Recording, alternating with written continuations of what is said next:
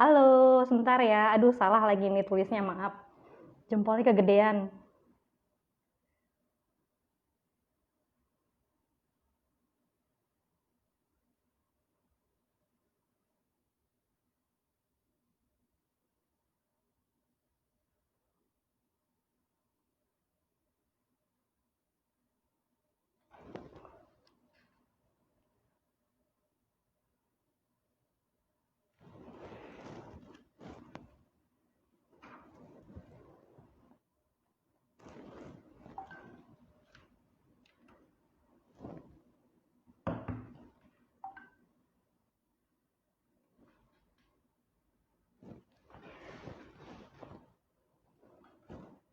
Oke, sepertinya kita sudah sebentar lagi akan mulai.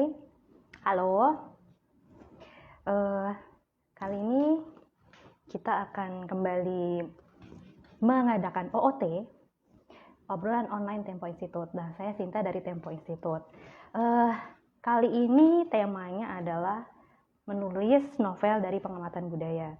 Nah, narasumber kali ini adalah Mbak Dian Purnomo. Jadi Mbak Dian Purnomo ini seorang penulis buku perempuan yang menangis kepada bulan hitam. Keren ya judulnya.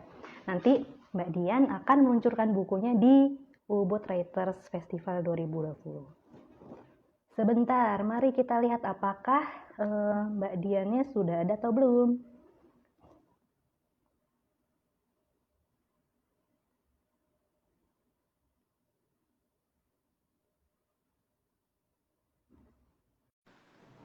Udah ada Mbak Diannya? Mari, yuk Mbak Dian, kita masuk.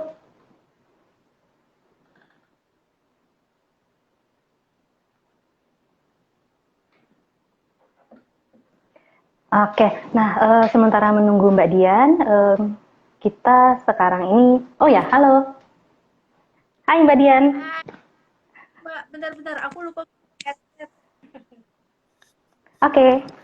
Nah, untuk teman-teman nanti bisa bertanya di kolom komentar ya, di bawah situ. Dan silakan tonton videonya sampai habis. Terus, saya sebelum kita mulai Mbak Dian ya, mau ngiklan dulu tentang Tempo Institute. Boleh. Jadi Tempo Institute ini punya beragam kelas online. Kan kita sekarang udah WFA ya, sementara ini udah 7 bulan. Nah, ini banyak sekali kelas-kelas yang bisa teman-teman ikuti. Ada kelas online untuk menulis untuk pemula, fiksi, traveling, menulis buku. Nah, ini mungkin nanti Mbak Dian bisa share tips-tipsnya ya. Sampai kelas menulis opini. Nah, ini semuanya online dan bisa diakses kapan saja, di mana saja, dan menggunakan laptop juga bisa. Pakai handphone juga bisa. Nah, karena bintang tamu kita sudah hadir, kita mulai aja di sini ya. Mbak Dian apa kabar? Bintang tamu judulnya ya. Gimana Mbak kabarnya? Aku baik, eh lagi semangat-semangatnya ngedit. Wah iya. Bentar lagi kan mau online, kok online, apa Heeh. namanya? Launching ya Mm-mm. di Ubud Rencananya Writers. tanggal 6, ya, tanggal Oh 6 tanggal 6 November ini? rencananya. Oh 6 oke oke oke. November. 6 November. Nah si Ubud Nah, Writers Festival sendiri itu kan Oktober ya kalau nggak salah ya?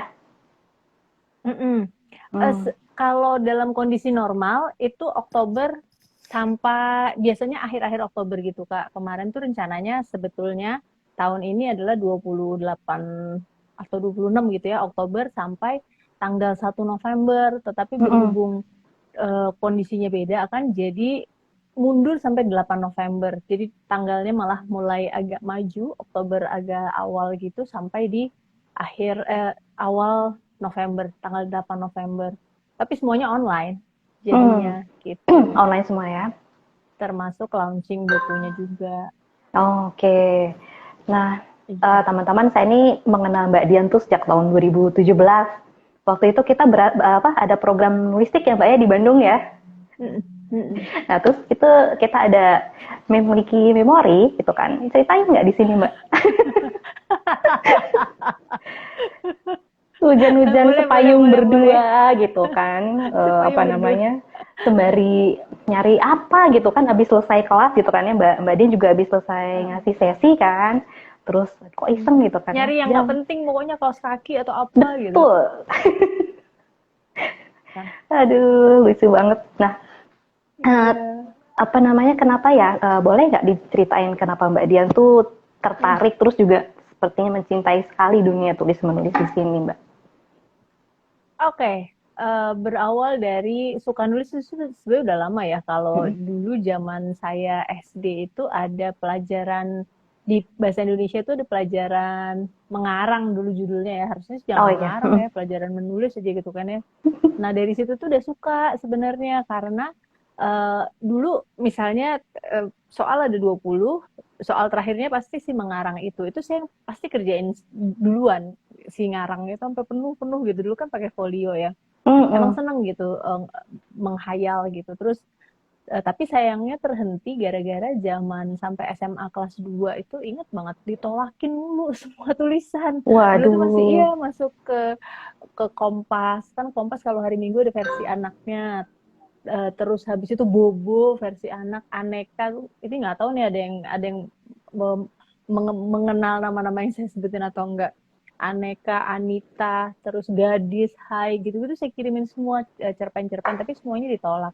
Cuman cakepnya di tahun-tahun itu kalau ada karya yang ditolak itu dibalikin, kan dulu hard copy ya, kita ngetiknya juga masih yang cetak gitu kan. Masih pakai Dibalik mesin tik.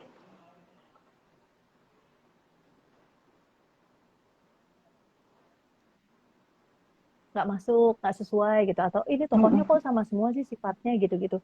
Nah dari situ sebenarnya saya belajar, tetapi sayangnya karena masih muda ya, jadi kayak capek gitu, kok nggak masuk-masuk, ya udahlah nggak bakat nulis gitu, berhenti tuh nulis sampai era-era kalau teman-teman inget Ciklit di masa itu tahun 2000-an awal ya kayaknya ya, literatur remaja itu muncul lagi, itulah saya berani nulis lagi gitu. Padahal secara umur udah bukan umur Ciklit sebenarnya, udah umur 27 gitu. Nekat ngirimin tulisan lagi, terus diterbitkan jadi novel pertama saya itu tahun 2004 Oh, oke. akhirnya. Terus tapi dari situ jadi kayak punya keberanian untuk ternyata layaknya tulisanku diterbitin, udah jadi nekat nulis gitu. Nah, novel yang akan terbit nanti tanggal 6 November nanti itu adalah novel ke-9, buku lah, bukan novel karena semuanya bukan semuanya novel, ada yang kumpulan cerita yang ditulis bareng-bareng sama teman-teman, ada yang novel full yang saya tulis sendiri, ada yang kolaborasi sama orang gitu. Jadi buku ke-9 saya. Gitu. Jadi udah 9 buku ya yang dari tulis. Wah. Yes. Kalau novelnya sendiri akan 9 ya. Di 6 November akan jadi 9. Oke. Nah, itu sejak tertarik dan kemudian termotivasi lagi untuk menulis setelah ditolak-tolakin itu itu apa namanya, menajamkannya tuh apakah belajar di tempat lain atau otodidak, Mbak? Ada masa di mana novel saya terakhir sebelum ini 2014, Kak. Jangan sedih, lama banget ya. 6 tahun mati suri. Terus tapi bener itu gara-garanya kuliah lagi. Terus waktu tesis itu saya menghukum diri sendiri supaya tesisnya cepat selesai, nggak boleh baca buku yang nggak ada hubungannya sama tesis. Jadi cuma boleh baca jurnal. Kalau buku juga buku-buku Yang berat-berat kan, gitu ya? diktat yang ada hubungannya sama yang berat-berat gitu, nggak boleh baca novel. Iya, jadi kalau nggak gitu soalnya nggak selesai, bawaannya pengen yang baca novel gitu kan. Itu kemudian udah selesai kuliah tahun 2017. Tapi habis itu jadi mati gitu. Jadi kayak daya hayalnya tuh, aduh, ngapain nih? Jadi bawaannya tuh jadi akademik gitu kalau mau nulis. Padahal kan nulis novel kan nggak bisa gitu kan. Terus akhirnya ketemulah kita di Bandung itu waktu bulan awal-awal ya, kayaknya 2017. Maret kalau nggak salah. Maret 2017. Iya, jadi follow Instagramnya, terus jadi ngikutin, ada pelatihan gitu kan. Nah, bam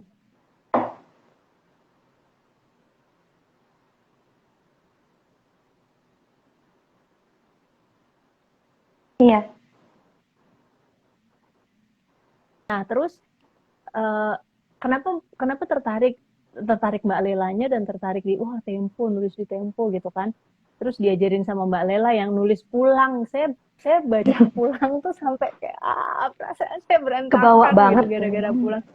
Kebawa banget separah-parahnya. Terus waktu itu yang dipikirin, kok pengen banget ya jadi, kok gue nggak bisa ya nulis kayak Mbak Lela gitu. Emang sih saya bukan jurnalis, cuman orang radio. Zaman dulu kan beda sama Mbak Lela yang jurnalis banget gitu kan tuh gitu. Terus udahlah ikut pelatihan 2017.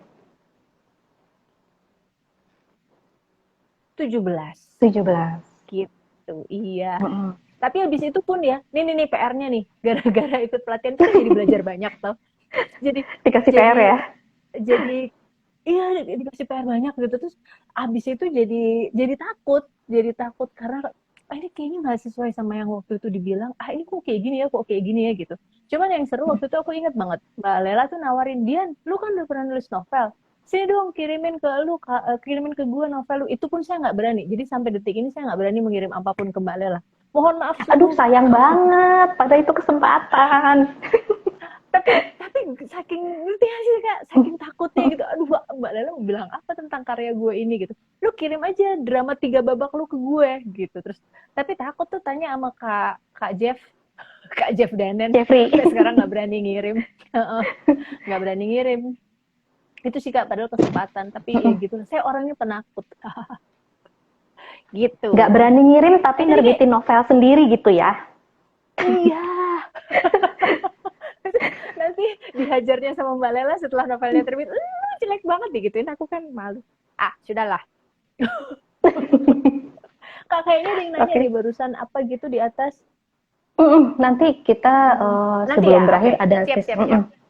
Oke, nah ini kan judul ini aku langsung yang, waduh, eye-catching sekali, perempuan yang menangis kepada bulan hitam nih. Itu boleh nggak diceritain kenapa satu judulnya kenapa itu, terus juga proses kreatif di balik penulisannya, kemudian apa sih namanya tokoh-tokohnya kali, atau mungkin tentang apa gitu. Jadi bermula dari dapat tahun lalu, tahun 2019 dapat grant buat ikut residensi ke Sumba. Jadi aku sebenarnya udah ikut grant itu dari tahun 2018, udah apply gitu kan. Tapi waktu itu pengennya kayak pengen bikin kayak Anne Frank versi Indonesia, hasil dari tesisku Kak. Cita-citanya mulia banget kan. Mulia banget, cuman datanya pasti kurang. Semesta paling tahu lah, kayak lu mau bikin apa sih, pengen main doang kan ke Belanda, digituin kan sama semesta. Jadi nggak dapat 2018. Terus 2019 apply lagi, tapi kali ini realistis, mana daerah yang paling kamu inginkan untuk kamu cover gitu, cover secara cerita. Maka Sumba, karena Sumba tuh aku udah berkali-kali karena kerjaan kan ke sana, tapi selalu jatuh cinta, selalu pengen balik lagi gitu ke Sumba. Akhirnya aku apply ke Sumba, dapatlah itu 6 minggu di sana. Waktu itu yang terpikir mau di cover adalah tentang migrasi, tentang satu lagi konflik agraria gitu.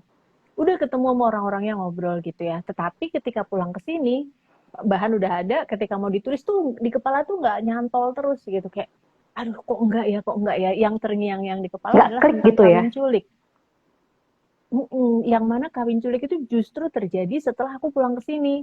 Jadi waktu di sana nggak ada kejadian tuh 6 minggu gitu kan. Pas pulang ke sini tiba-tiba dikabarin teman-teman, Kak ada culik gitu kan. Terus ya kok masih ada sih gitu kan. Kepedihannya tuh kok ya, bukannya itu udah zaman dulu banget ya, ternyata masih ada juga gitu.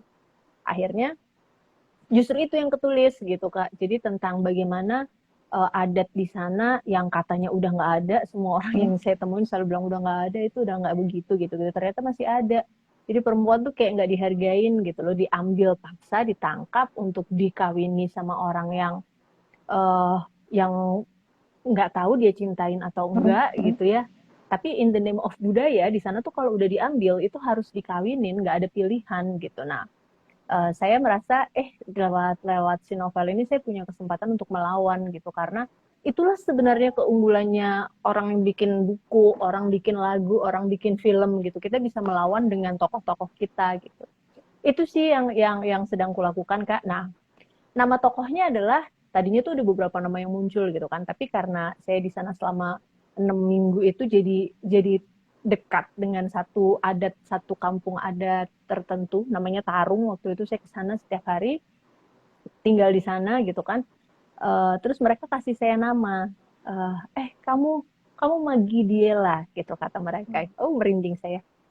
Terus mereka kasih tahu sejarahnya gitu kan. Terus saya supaya saya tidak menyakiti orang lain yang mungkin namanya sama, saya ambil dari nama saya, nama yang diberikan ke saya aja gitu. Karena saya pengen buku ini adalah bentuk perlawanan saya gitu. Kalau saya ada di sana atau kalau ada perempuan lain yang menjadi korban, mari kita melawan bersama-sama gitu.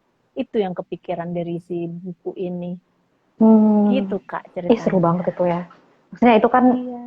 jadi nggak cuma nulis aja, tapi kan aku kepo-kepo nih gitu. Kalau kemarin juga lihat apa namanya track recordnya Mbak Dian gitu kan ya, waduh jiwa sosialnya tinggi banget karena udah bergabung dengan berbagai macam NGO gitu kan ya. Nah terus apa namanya, memang apa namanya sangat peduli terhadap isu-isu tersebut tuh apa Mbak yang melatar belakangnya? Apakah karena memang apa namanya ada teman-teman atau karena tadi yang cerita tadi di Sumba itu melihat apa kawin culik, kawin lari itu jadi terpanggil atau gimana? Kawin culik gitu. Jadi, jadi kakak ini kayaknya aku putus-putus ya kak ya, agak putus-putus ya. Lancar sih Barusan di ada yang sini. bilang bentar. Oh lancar ya, oke Ah, sebentar aku akan uh, um, asal muasalnya adalah saya dulu orang radio sebenarnya, hidupnya tuh lama di radio. Terus pada hmm, suatu hari di tahun 2000-an akhir, jadi sebelum masuk 2010, itu terpikir uh, apa namanya banyak baca, banyak apa segala macam. Terus gara-garanya sebenarnya berantemnya waktu itu sama bosnya gitu ya. Karena dia nggak mau naikin gaji OB dan driver gitu. Yang mana menurut saya sebenarnya mereka yang paling butuh uang gitu kan. Sebenarnya munculnya dari situ kegelisahannya gitu. pemantiknya Kok di situ. bos pemantiknya di situ. Terus bos saya ajak ngobrol, dia justru bilang, kamu saya naikin gaji tapi nggak usah berisik ya gitu. Nah itu mengganggu sekali buat saya ketika itu gitu sebenarnya. Hmm, Terus baru lebih banyak baca-baca lagi gitu. Biasa kan kalau masa-masa pertama itu pasti bacanya Marx gitu-gitu kan. Terus jadi lama-lama kayaknya gue pengen kerja yang, maksudnya kalau nunggu kaya untuk bisa ngasih sesuatu, saya takut saya nggak sempet kaya raya untuk bisa ngasih gitu. Jadi hmm. apa yang bisa saya kasih dengan energi saya gitu. Baru kepikir untuk belok tuh nggak kerja di media lagi. Waktu itu pengen kerja Oh, oke. di yang non profit gitu.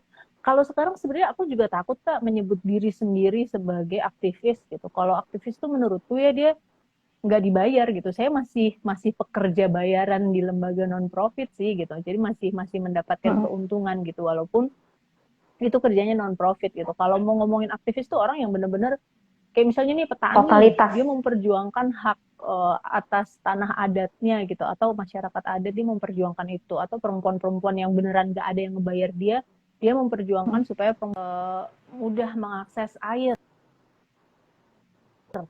nggak diambil lagi sama korporasi gitu-gitu misalnya. Nah itu aktivis deh dia, keren tuh. Kalau saya sih masih Hmm. dibayar sih kak gitu. Kebetulan aja kerjanya di NGO, tapi memang Hmm. peduli. Kebetulan saya tuh anak pertama, karena cita-cita saya dari kecil adalah pengen ngumpulin anak-anak yang dipukulin orang tuanya.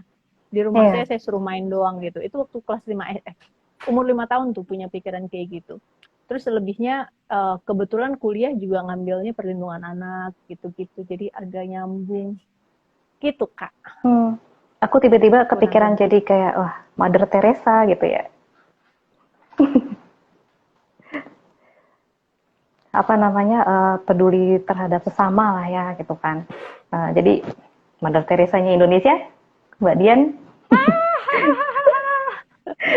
Tinggi banget Mother Teresa tuh, idola saya banget tuh. Aduh, kalau Hmm. baca-baca buku-buku tentang dia tuh kayak, aduh nih orang keren banget ya. Tadi ada quotes yang Belum, menarik jauh. dari Mbak Dian. Apa namanya, kita tidak nggak perlu nunggu kaya dulu gitu kan ya untuk bisa berbuat terhadap sesama gitu kan ya. Mm, mm, Nah itu apa namanya bisa dimulai dari yang kecil-kecil, mungkin dari sekitar kita gitu mm. kan ya. Nah aku juga tertarik sering kepoin IG-nya Mbak Dian nih gitu kan. Ada Nah, kelas nulis di taman nih. Ini masih jalan Mbak, masih offline. kelas di taman atau kelas online di taman atau kelas taman nulis di di online? taman. Iya. Kelas. Jadi sebenarnya kelas nulis di taman itu harusnya di taman beneran, karena cita-citanya ayo berhenti yuk, jangan ke tempat yang AC-AC-an mulu gitu, kita beneran ke taman gitu ya. Waktu itu Mm-mm. taman yang gitu-gitu Kak sebenarnya. Terus abis itu bayarannya juga mahal banget loh. Hmm. Kelas nulis di taman lebih mahal dari bayar Mm-mm. kelas nulis apapun. Jadi Ups. saya men-challenge semua orang Mm-mm. yang join di kelas nulis di taman itu untuk membayar saya dengan Mm-mm. sebuah perbuatan baik. Itu bikin merinding banget Kak. Jadi ada Pay it waktu forward itu gitu ya? ada nggak forward juga, karena mereka boleh forward, boleh setelahnya gitu sebenarnya, Mm-mm. tapi pokoknya bayar saya dengan sesuatu yang baik. Jadi ada yang bayar dengan motong rambut gratis, karena Wah, waktu itu salon-salon belum ada yang buka, iya, corona iya. lagi awal-awal COVID itu kan. Terus ada yang Wah, bayar menarik saya ini. dengan dia menyumbangkan makanan hewan ke, Mm-mm. aduh namanya pejaten apa gitu Kak. Pokoknya ada Pet tempat rescue gitu penampungan ya? hewan-hewan terlantar. Oh, oke, Di oke, oke, situ oke. gitu. Terus ada lagi yang membayar saya dengan dia ngajarin refugee bahasa Inggris. Terus yang Oke. gitu-gitu Kak. Terus Keren ada itu. lagi yang ada yang ngebayarin dengan gue ngirim makanan ke ini ya, rumah apa, ke panti asuhan gitu-gitu. Itu tuh Mm-mm. kayak buat saya gila, mahal banget ya bayaran gue ternyata gitu. Itu Mm-mm. diantaranya. Tapi ada yang misalnya, gue boleh ngasih lu cake aja nggak? Ya saya terima juga gitu, karena dia jago masak kan, dia ngasih saya cake Oke. wortel, yeay, gitu-gitu sih Kak. Itu yang bikin, maksudnya saya seneng gitu ngelihat hal-hal yang kayak Mm-mm. gitu. Itu Mm-mm. kelas nulis di Kayaknya mungkin taman. kita bisa berkolaborasi kali ya kapan-kapan gitu. Ini kayaknya Boleh. keren banget gitu kan. Apalagi tadi dengan atas nama kebaikan gitu kan.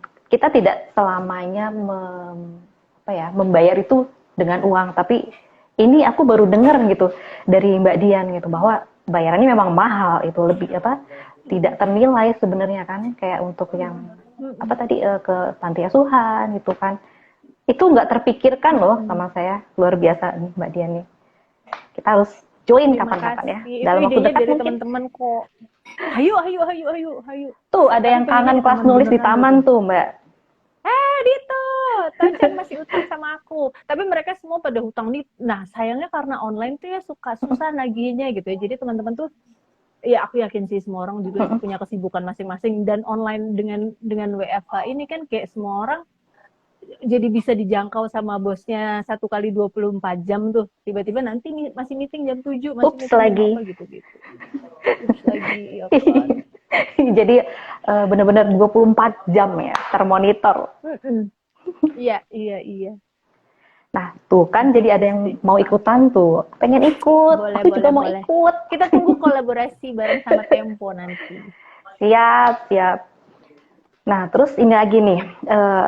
Kan saya sih merasa yakin gitu ya, pasti banyak teman-teman yang kepingin bisa nulis gitu, buku, novel, apapun itu yang bisa hasil karya dia yang bener-bener tertulis gitu. Nah ini ada tips nggak ya buat teman-teman yang kepengen nulis novel tapi masih maju mundur cantik?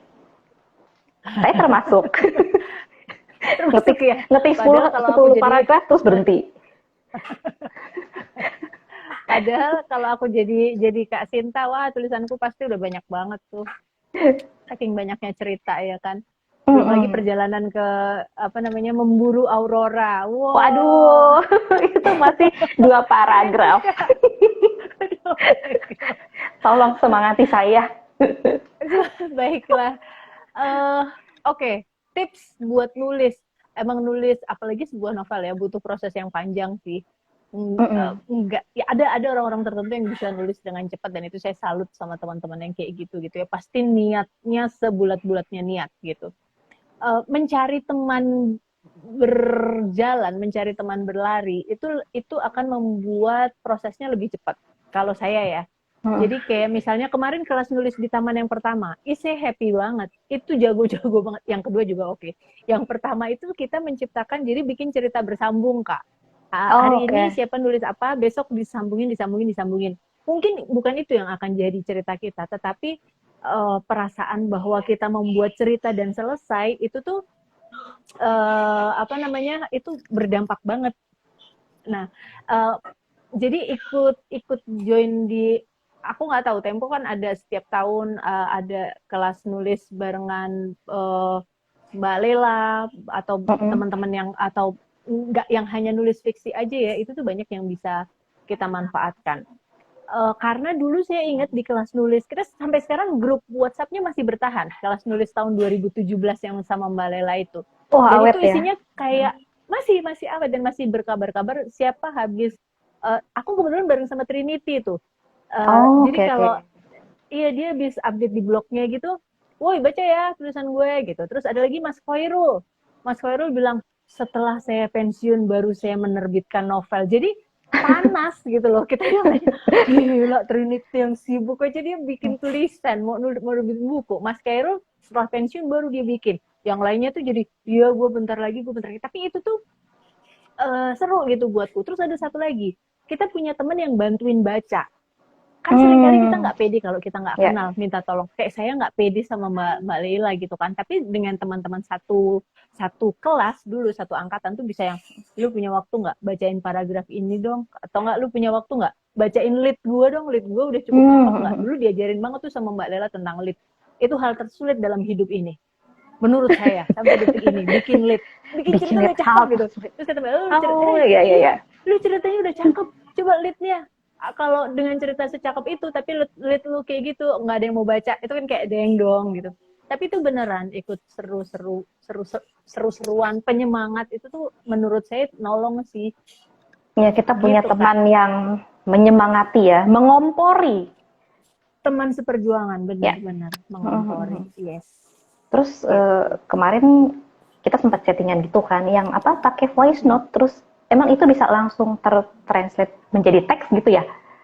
Mau dong itu? Nah itu akal-akalan Kak. Aku tuh nggak sengaja nemu, gara-gara dulu kalau misalnya chat-chatan gitu males ngetik kan, jempol kan lama-lama udah kayak gini nih kalau udah sambil tiduran.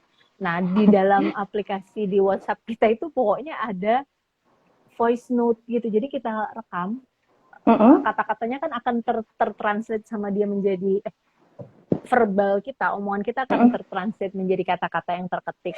Nah itu aku coba lakukan di note-nya yang ada di handphone kita itu kan ada app note itu kan. Aku nyoba tuh ngerekam waktu itu gara-garanya mau belanja. Anakku tuh nitip apa gitu, so aku bilang belanja hari ini sabun ini.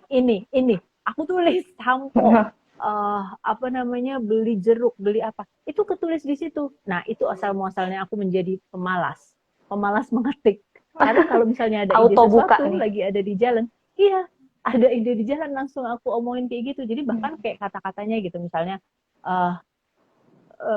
dari Waikabubak ke Wetabula sepanjang perjalanan matanya terpejam tapi kepalanya kemana gitu. Itu kan misalnya gitu ya. Misalnya ide itu kayak, wah menurut gue itu kata-kata dari surga banget nih, harus ku capture sekarang juga. Daripada kadang di perjalanan kita nggak ada alat buat ngetik, rekam aja itu di note. Kayak gitu sih Kak biasanya aku. Iya, biar nggak lupa juga gitu kan ya. Yes. Dan aku biasanya dapat suka kadang-kadang ide atau kata-kata yang dari surga banget itu justru biasanya kalau lagi toilet. Kadang-kadang suka begitu kan. Bener. Waduh, ini kan harus segera ditulis. Bener-bener. Aku harus bawa handphone kemana-mana sekarang. Aduh, keren banget. Betul, tapi bener. Sebentar, kita mungkin kasih kesempatan untuk teman-teman nanya dulu kali ya. Iya, kayaknya ada yang nanya deh tadi. Sebentar, scroll. Semoga orangnya masih ada ya. Jadi kan bisa lihat lagi di apa namanya, story. Iya ya, di videonya ya. Benar. Aduh, story. panjang sekali ke atasnya. Oh, ini ada nggak Rima yang pertama bukan sih yang nanya? Tadi kalau nggak salah kelas grup apa ya gitu. Itu di akhir ya, di awal tuh kayaknya tadi ada yang nanya juga. Ini juga nih Alifa Putra. Apakah novel yang berdasarkan pengamatan budaya dan riset bisa dikatakan sebagai karya fiksi? Apa pertanyaannya? Itu apakah novel yang berdasarkan pengamatan budaya dan riset bisa dikatakan sebagai karya fiksi?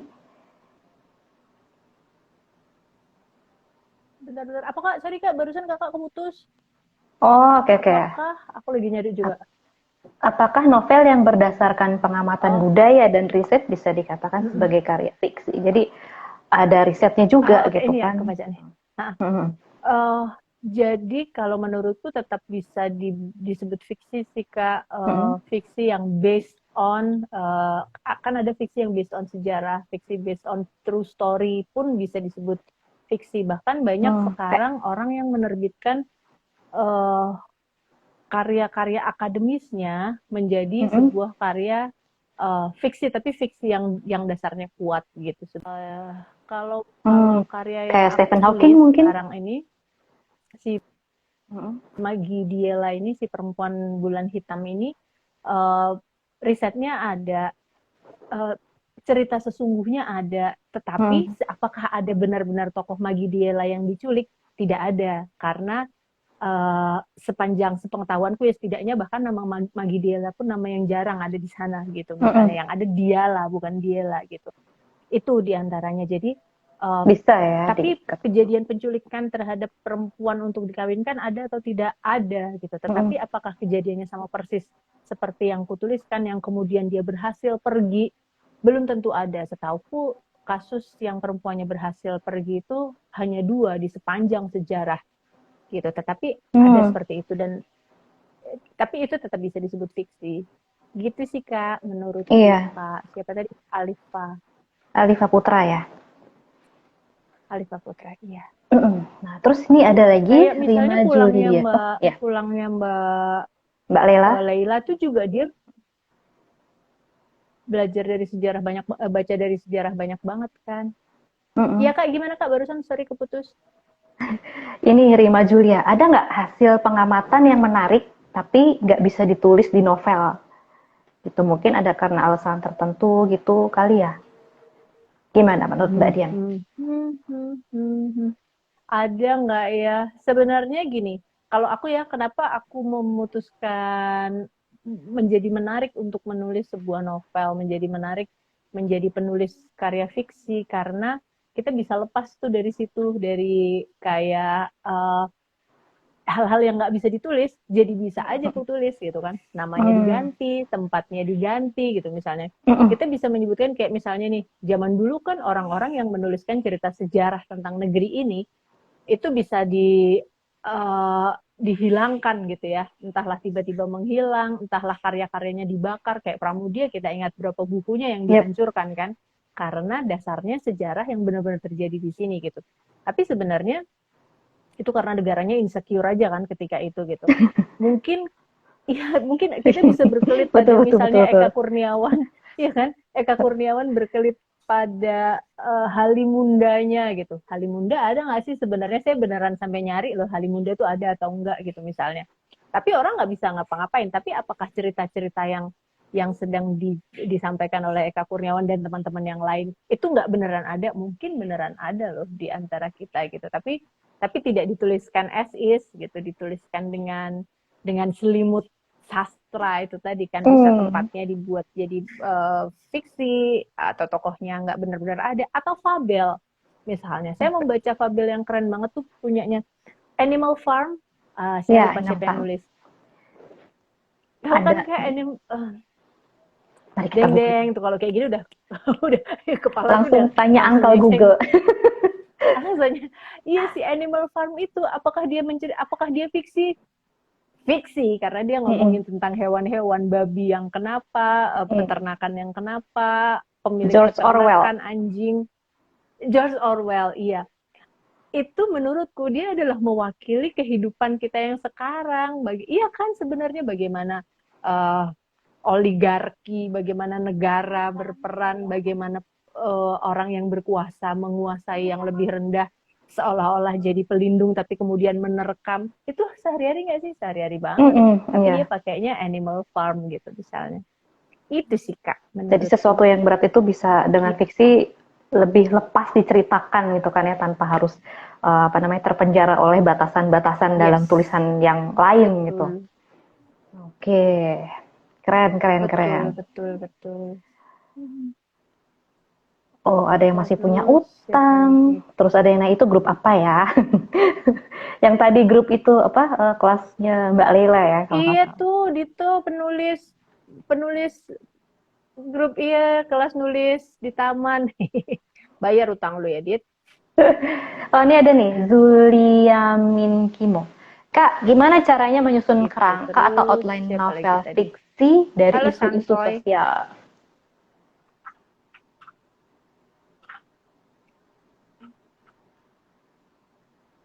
Gimana Kak? Kayak keputus nih. Halo,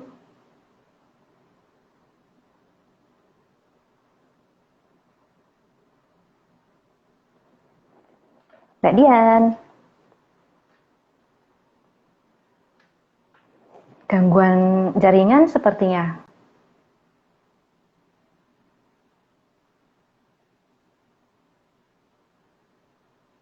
Ya, oke. Sepertinya Mbak Dian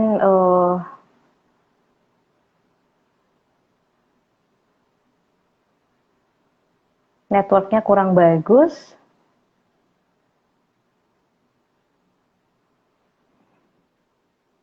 Saya invite lagi ya.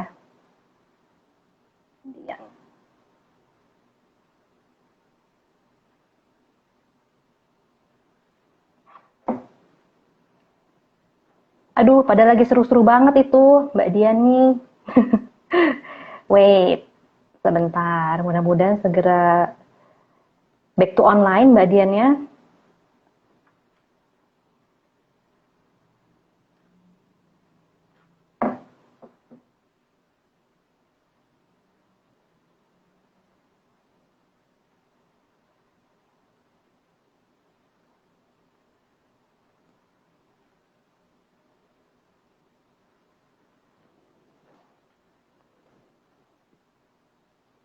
Tuh, ayo Mbak Dian, ditungguin tuh. Yes, yes, yes. Tahu-tahu udah di luar. Aku di luar rumah sekarang. Semoga sinyalnya lebih baik. Iya, Biar dapat sinyal. iya, Kak. Gimana gimana sampai di mana kita tadi? Maafkan. Ada dua pertanyaan yang menurutku menarik dari Zulyamin Kimo. Satu, Kak, gimana cara menyusun kerangka atau outline novel fiksi dari isu-isu sosial? Itu satu. Aha, Terus satu lagi sekalian ya, dari Prince aha, Nyasar. Kak, ada aha. tips nggak kalau misalnya kita nulis tapi tiba-tiba stuck ide di tengah-tengah penulisan? Biasanya suka gitu sih aku Aha, juga. gitu ya. Kak Kimo, ya ampun, Kak Kimo sekarang ada di belahan dunia mana? Kak Kimo ini, Kak, dia pernah 1 atau 2 minggu gitu bersebelahan kamar denganku ketika kita di Sumba. Jadi, Oh, oke iya, oke. Kak Kimo ini dari eh, Bacaan Pelangi, Taman Bacaan Pelangi. Taman Oke, Bacaan Kak Pelangi. Kimo, jadi dia berkeliling dari tempat-tempat terpencil di Indonesia Timur, keren banget. Dari isu sosial jadi karya fiksi. Sebenarnya justru menurutku banyak penulis itu berangkat dari kegelisahan terhadap isu-isu sosial yang ada. Kalau kita lihat ya, emang sih banyak yang cinta-cintaan dan lain-lain gitu tuh juga banyak. Karena itu juga kegelisahan gitu. Karena kenapa sih kita butuh bercerita? Karena ada hal-hal yang seringkali susah untuk dicerna pakai logika aja. Cie, bahasanya gitu banget. Jadi Ini dari surga lagi nih. dari surga lagi. Iya Kak, jadi uh, kalau kalau aku sih novel-novelku yang sebelumnya cinta-cinta juga, tapi ada hubungannya sama budaya juga gitu. Kayak misalnya aku gelisah waktu itu teman-teman sekantorku kebetulan perempuan-perempuan Batak sedang di usia-usia dikejar-kejar kawin sama orang tuanya. Tapi dikejar kawin pun ada syaratnya. Kawinlah sama sesama Batak gitu misalnya ya, demi meneruskan adat dan lain-lain. Itu tuh aku yang gelisah gitu. Padahal saya nggak ada Batak-Bataknya sama sekali gitu. Nah itu kemudian yang kalau aku jadi kemudian jadi bahan obrolan. Emang gimana sih? Kenapa harus sama-sama Batak? kalau nggak Batak apa hubungannya? Toh sama-sama kehilangan marga gitu kan, kehilangan borunya gitu-gitu. Itu yang kemudian tanpa sadar menjadi sebuah riset. Jadi kemudian ngobrol lah sama bapaknya si Anu, suaminya si ini, ininya si Anu gitu-gitu. Itu sebetulnya kegelisahan sosial juga. Kalau aku berangkatnya dari situ, mungkin Kak Kimo bisa berangkat dari, ya ampun, buku doang gitu, anak-anak nggak bisa mengakses, kan sedih banget. Padahal dunia kita terbuka karena buku gitu misalnya kan. Itu bisa ditulis, Kak. Ngobrol aja sama anak-anak, ngobrol sama orang tuanya, ngobrol sama guru-gurunya. Mungkin kalau ketemu sama orang-orang pimpinan-pimpinan daerahnya bisa diajakin ngobrol juga. Aku yakin dari situ pasti ketemu banget. Dari hal yang buat kita adalah hari-hari, tuh di belakangnya Kak Sinta tuh buku semua. Gimana nggak udah kayak sultan Kak hidup lu dibandingin anak-anak kita. Iya kan? Iya, Anak-anak betul, kita di betul, betul. Indonesia Timur atau di pelosok Jawa manapun, ada pelosok manapun, ada yang nggak terakses akan buku gitu. Itu tuh bisa bikin kita gelisah banget dan nggak bisa tidur. Itulah kenapa mungkin Taman Bacaan Pelangi muncul di Indonesia Timur gitu misalnya. Itu Kak mau bisa kau bikin cerita dan itu pasti menarik sekali. Itu menurutku. Terus Oke. tadi yang satunya lagi apa Kak pertanyaannya? Daya ingat. Ada tips nggak, misal ya kalau kita lagi nulis nih terus tiba-tiba stuck ide tengah-tengah Soalnya aku udah nggak penulisan. bisa baca di sini.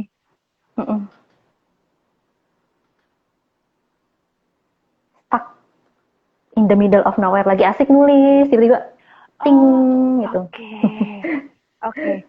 Nah, ini dulu sering kejadian Kak, sampai di novel-novel yang sebelumnya. Terus diajarin lah si drama 3 babak ini.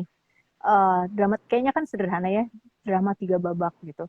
Terus pernah juga ketemu ngobrol sama teman-teman dari pabrik cerita. Ada teman saya namanya Bagus gitu kan, dia suka ngobrol dan ngajakin tentang gimana sih orang bikin cerita, diajakin ngebedah cerita. Karena waktu itu Kung Fu Panda diajakin ngebedahnya, sama ada satu lagi saya lupa ceritanya apa. Cinderella deh, sederhana Cinderella. Itu tuh ceritanya tuh sebenarnya semua sama flow-nya gitu. Nah, itu yang kalau bahasanya Mbak Lela adalah si drama 3 babak. Ada pertamanya masuk, ada konfliknya, ada resolusinya gitu. Sederhana kan kayaknya. Tapi itu seringkali saking asiknya kita nulis, sayangnya tuh kan penulis tuh kan nggak pakai rumus ya kadang-kadang gitu kan. Jadi main ngikutin hati aja, lagi pengen ini ya udah nulis 2 paragraf, lagi nulis, lagi ingat itu ya tulis itu gitu kan. Itu yang bikin nggak kelar-kelar. Nah, yang paling pertama tuh sebenarnya emang outline, itu penting banget. Lu mau bikin cerita apa? Si A si A yang kakinya sebelah kanannya kena polio karena ibunya lupa nyuntik, pengen banget jadi pelari dunia. Nah, itu problem gitu kan. Itu udah satu outline, satu cerita. Bisa nggak dia mencapai? Karena kalau si A yang gagah, kekar, dan larinya kencang, dia jadi juara lari, ya biasa gitu kan. Nggak ada tantangannya. Itu juga bagian yang perlu kita pikirin gitu. Harus ada obstacles, harus ada tantangan-tantangan seseorang untuk mencapai hidupnya. Itu tuh harus kita bikin dari awal emang gitu. Jadi si A dulu ibunya lupa nyuntik dulu polio, terus habis itu dia di umur sekian dia nggak bisa jalan, tapi dia cita-citanya udah terlanjur pengen jadi pelari. Nah, bagaimana dia bisa mencapai finish untuk menjadi pelari, itulah yang akan jadi 1 titik, 2 titik, 3 titik. Yang itu kalau udah kita tulis di awal, misalnya nih kita mau nulis 10 bab, tulis 10 bab dari awal. Nggak akan buntu deh, ya buntu-buntu dikit lah, habis itu bisa kita selesaikan dengan nonton TV dikit, baca koran dikit, udah nggak buntu lagi gitu. Tapi kalau dari awal itu nggak ketemu, nulisnya go with the flow, ya itu kayak saya di zaman dulu deh bisa 4 tahun nulis kelar-kelar 2 paragraf gitu. Gitu sih. Iya, betul-betul. Jadi udah harus dikasih apa ya, kayak target gitu ya. Iya. 10 bab, 10 bab. Oke. Harus banget. Aku juga harus membuat target. Iya, harus bikin targetnya. Ada yang nanya, oh Kak Miko, terima kasih Kak Miko. Kak Rima Julia. Itu di kelas Bu Leila. Aku sih dulu dapetnya kebetulan di kelasnya Mbak Lela ya. Kebetulan dapet. Emang ada kelas fiksi selain Mbak Lela, Kak?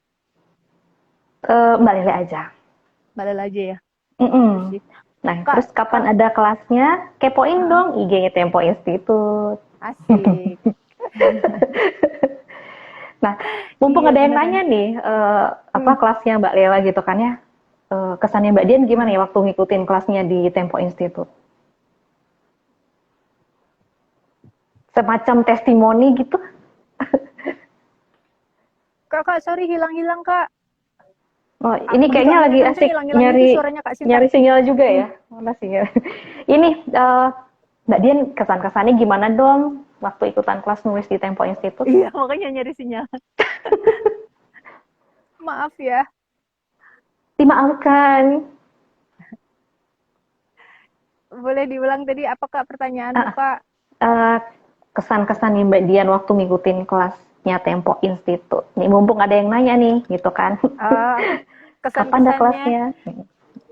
Pertama deg-degan tuh setahun kayaknya lebih dari 1 kali loh Kak, jangan sampai terlewatkan. Aku dulu pertama deg-degan sebenarnya karena kayak Lela do it yourself gitu ya. Saya orangnya gampang kagum kan. Terus kayak aduh galak nggak ya dia ngajarnya gitu. Karena buat saya penting ya orang yang ngajar itu galak atau enggak gitu. Saya ngeliat Mbak Lela tuh segini nih, kayak selangit gitu, tinggi gitu kan, serem gitu. Tapi pas dia masuk ke kelas, dung, hai, semua udah absen? Ya, gitu. Terus habis itu, oke, galak gak, pasti grogi-grogi gitu. Tapi pas dia akhirnya ngobrol, cerita gitu, kayak, wow, keren banget gitu ya. Semua tips-tipsnya dia cerita dari dia nulis pulang sama abis itu yang wartawan tuh siapa gitu lupa namanya. Itu dia share gitu pengalaman. Ada bukunya dia yang sebelum pulang itu deh Kak kayaknya. Aku itu dia share bercerita. Bukan Laut Bercerita setelahnya kan. Laut Bercerita waktu itu Mbak Lela lagi proses nulis Laut Bercerita. Itu dia ceritain gimana prosesnya gitu kan. Terus habis itu yang paling seru lagi cara Mbak Lela ngajarin yang aku suka yang kita diajakin jalan. Jadi gini, nulis itu pakai rasa gitu ya. Indra kita tuh kan ada 5. Pakai rasa. Indra kita tuh kan ada 5. Kalau yang punya 6 nggak usah ngomong-ngomong ya. Saya lagi outdoor nih soalnya. Jadi saya langsung auto lihat jendela. Kita diajakin ke restoran yang letaknya tuh terpencil banget masuk di deket pasar ASMK. Jadi, ya Jakarta Barat ya. Kita makan aja bareng-bareng gitu ya. Setelah makan, yang terjadi adalah gini, Mbak, jadi kita kelasnya apa nih? Enggak, kita kelasnya makan aja hari ini, gitu kan. Sambil ketawa-ketiwi aja kita. Enak banget kan makanannya. Tapi habis itu dalam perjalanan pulang dia cerita. Jadi nanti, kenapa gue ngajakin ke sini, kita tuh sedang menggunakan semua indera kita di sini. Lidah dipakai, hidung, telinga, tangan. Tangan apa, perasa gitu. Betul. Itu kan dipakai semua kan ketika kita makan, ngobrol segala macam sama teman-teman kita. Lu minggu depan kumpulin ya, tulisan tentang lu boleh pakai salah satu indera lu atau semuanya, tapi lu tuliskan sebuah cerita dari hasil perjalanan kita ini. Nggak harus apa yang kejadian di sini, boleh bikin tokoh khayalan, boleh apa. Dan itu tuh Kak mikirnya beneran seminggu loh, kayak yang bikin yang dari hidung karena aroma bawang tuh pertama kali langsung sak gitu kan, langsung masuk. Dan masih inget gitu kan. Dan masih kebayang gitu. Ada yang lidah, kebetulan lidah saya nggak tajam, makanan buat saya enak banget gitu kan. Jadi saya nggak nulis tentang rasanya nggak ditulis gitu, tapi yang lain-lainnya ketulis. Dan setiap minggu yang seru adalah karena saya orangnya kompetitif, Mbak Lela selalu ngasih hadiah buat yang menurut dia tulisannya terbaik. Jadi kan buat orang-orang kompetitif kan kayaknya gue harus menangin setidaknya ada 5 kali pertemuan, salah satunya harus gue gitu kan.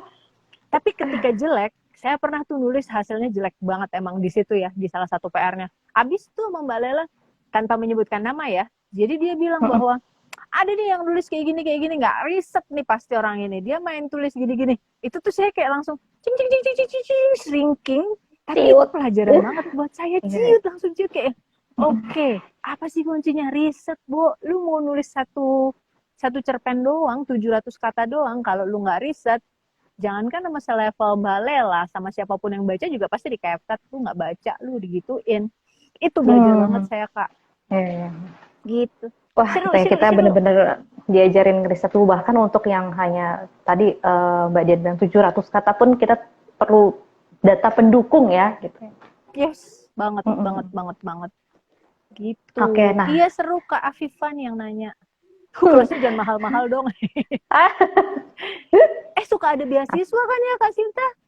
Ada, terus juga sering ada diskon-diskon juga. Makanya kepoin terus Tempo Institute. Aku waktu itu diskon loh. Karena aku aku telepon mas siapa gitu, mas kasih gue diskon dong, gue pengen banget ikut kelas ini. Mau diskon berapa? Mama-mama tukang Iya, nawar iya. gitu Terus, nah Kak. ini untuk yang 6 November mau launching gitu kan ya. Jadi silakan monggo loh Mbak kalau mau mempromosikan apa namanya perempuan yang menangis Asik, kepada bulan hitam nih. Bisa belinya di asik. mana, terus harganya berapa, Oke, terus nanti live dong ya siap, pas siap. Ubud Writers Festival. Iya, iya.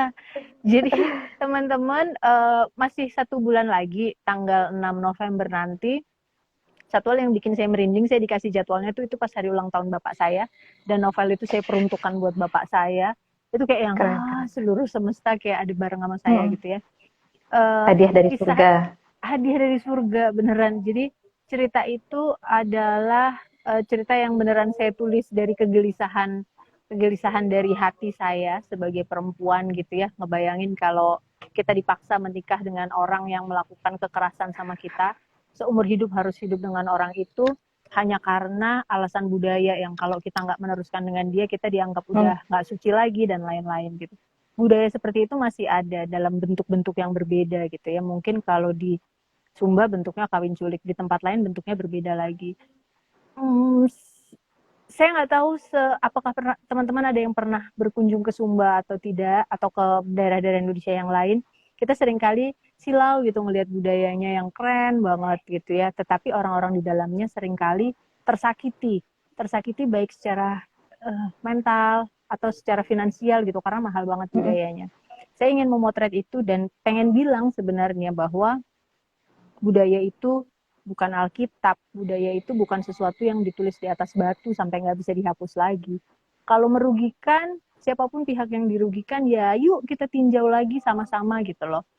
Jadi jangan in the name of budaya, kemudian ada yang harga dirinya jadi harus dicabik-cabik, dirugikan, dan lain-lain. Itu sih yang saya pengen cerita, dan itu budaya dimanapun, nggak hanya di Sumba aja, budaya di seluruh muka bumi ini banyak yang merugikan, dan terutama yang terugikan seringkali adalah perempuan dan anak-anak. perempuan. Iya. Oke, nah untuk bocoran harganya atau nanti beli di mana ya? Nah Tunggu itu tanggal dia mainnya kak, atau bisa iya tuh sekarang? belum belum Tuh belum. langsung Nah kan ada kak, yang aku nanya mau bukunya nanya beli di mana? kak, bukunya baru akan ada tanggal 6 November nanti ya kak, dan kayaknya online dulu ya, kayaknya tanggal 6 November belum belum akan ada toko-toko buku yang buka juga. Diterbitkannya oleh Gramedia, nanti kita akan ada linknya. Jadi follow aku, nanti aku follow back, tetap iklan. Memang sesinya iklan kok, boleh. Memang sesinya iklan. Mari kita follow-followan supaya bisa terinformasi perkembangan di muka bumi ini. Betul. Gitu. Sip, mantap. Nah, terus nih, ini kayaknya sementara kita harus mengakhiri obrolan serunya ini, obrolan online Tempo Institute. Pertanyaan terakhir yang paling krusial sebenarnya nih, Aku jeng jeng takut. jeng. Pertanyaan terakhir, Mbak. Kapan kita ke Yes. Annapurna, Mbak? Nulis di apa kelas nulis di Annapurna. Wah, itu keren banget itu. Wow. Wow. Mau banget Kelas kak. nulis di taman udah, kelas nulis di Annapurna belum Nulis di ada Annapurna. itu. Wow. Jadi Annapurna ini teman-teman bocoran aja, ini adalah impian saya dan Kak Sinta dan 6 perempuan lainnya untuk berada di puncak Annapurna pada suatu hari kita gitu ya. Karena Annapurna sendiri adalah konon kabarnya puncak-puncak tertinggi dunia, yang mewakili perempuan tuh Annapurna. Cita-citanya dari tahun berapa Kak? 2017? 2017 kita ketemu di Bandung itu tuh, berpayungan berdua. Iya, sampai detik ini belum terlaksana. Mohon didoakan supaya kita Semesta lulus dari mendukung. Annapurna. Amin amin amin. Iya. Dari ini aja deh, ABC aja deh. Apa Annapurna Base Camp aja, nggak usah puncaknya juga nggak apa-apa. Boleh. Semoga ya setelah kita, ini kan online nih, itu kan harapannya didengarkan oleh seluruh netizen gitu kan, seluruh dunia, terus didoain gitu kan. Wah, Amin, seru amin, banget kalau misalnya mau ikut amin. juga gitu kan. Yeay. Oke deh, aduh Mbak Dian, thank you banget nih waktunya ya gitu kan. Aku juga Udah, makasih banget.